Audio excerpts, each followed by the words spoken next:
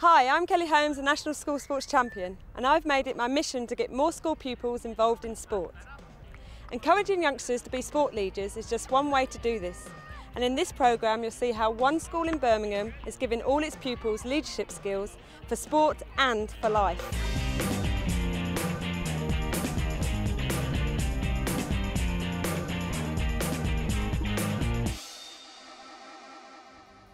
It's lunchtime at Golden Hillock School in inner city Birmingham.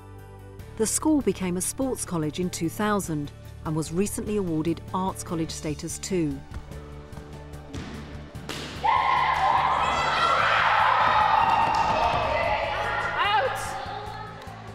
Mariam from Year 9 is umpiring for classmates and younger students in an informal cricket session.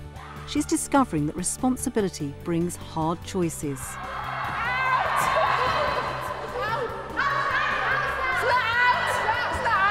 The girls are voluntarily giving up their lunch break to participate in sport.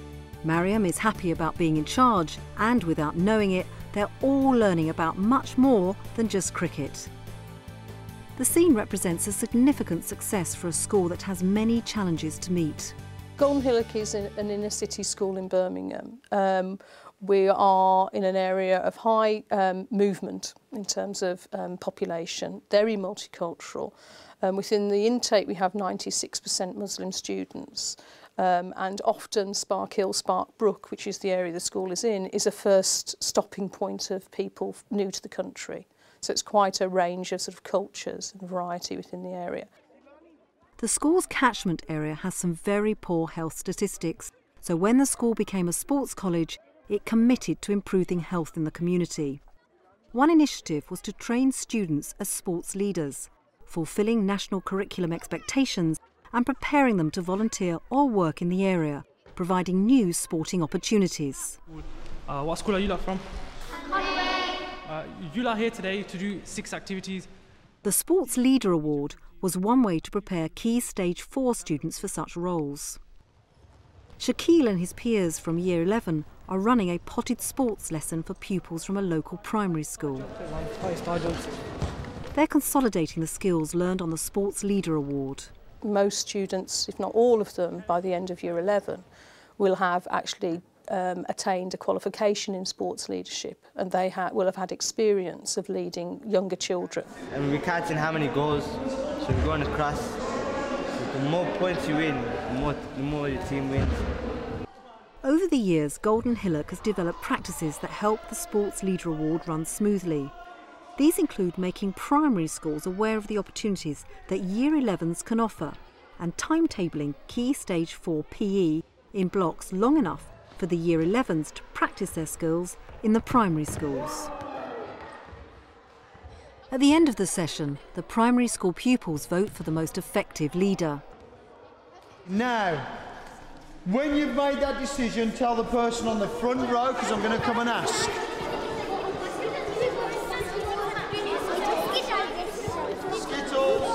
Skittles and fitness. Right, can I have, where's Mr. Skittles? Come over here. There's 2 of them. Stand there.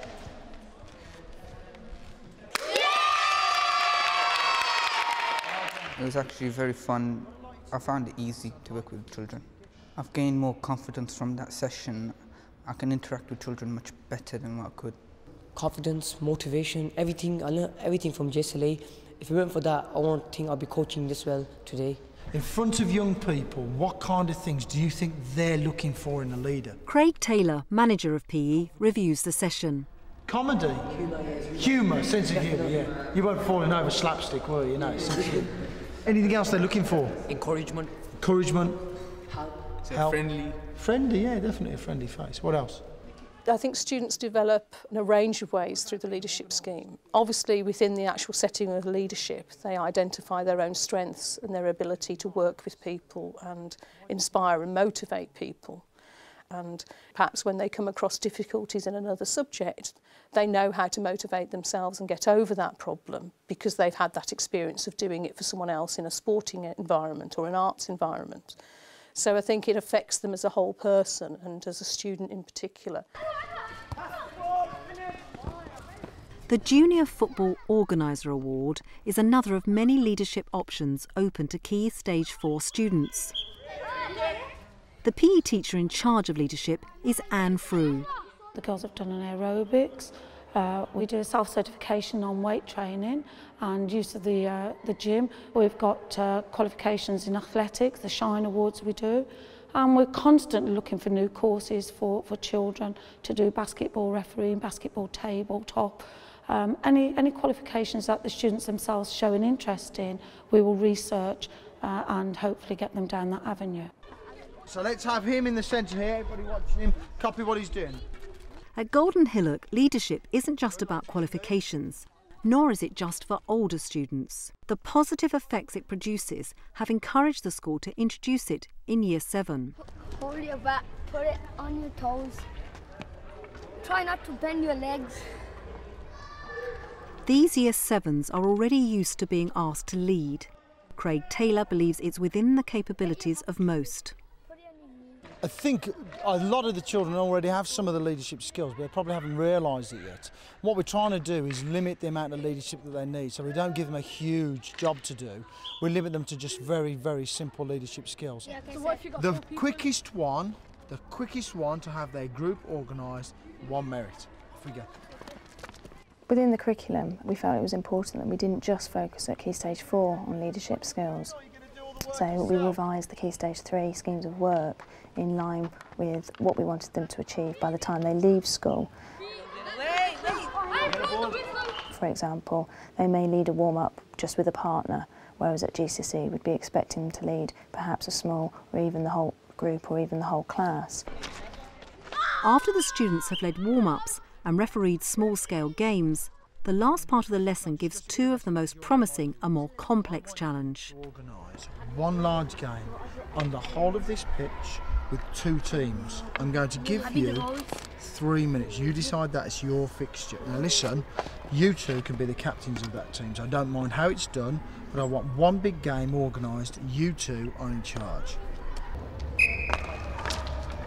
A lot of our pupils come already with good leadership skills, and we're aiming to develop those throughout Key Stage 3 so that they can then specialise at Key Stage 4. So by the end of the session we should have seen somebody leading the warm-up and the stretching, somebody leading the coaching session of some small skills practices. In fact, these Year 9 girls are already getting the chance to specialise, thanks to Golden Hillock's participation in an AQA pilot scheme. Okay, come on, run. That's good, Ashra. Come on, Ashra. I want to see you do another one. We're part of a pilot group for applied physical education in GCSE, and this allows pupils to opt into different roles and to be assessed in a number of roles, so for example performer, organiser, leader, official, and this enables pupils really to access work that is suitable for them and also to achieve the best they can in physical education. Just this year we've introduced it into Year 9, that the whole of Year 9 does the applied GCSE course, and at the end of the Year 9 course we then look at it and decide which students will continue and which students will go down the SLA route. Go! Okay, watch them. Bend your back! Better tell her. Oh, what about us? I think that throw is a bit weak. You could step out with one leg and use an overarm throw instead of an underarm throw. The applied GCSE is a welcome development for students like Ashva in Year 9. They can take roles on as an official, as a coach, as leader of the warm-up, all these kind of things, and Ashva finds it fabulous. But taking the role of the official, it was brilliant for her. She loved it. Yeah, but at last she could be totally integrated. She got control of the group, control of what she was doing, and she loves it. She comes to lessons, she's full of fun. She's like, oh yeah, I want to do this, miss, I want to do that.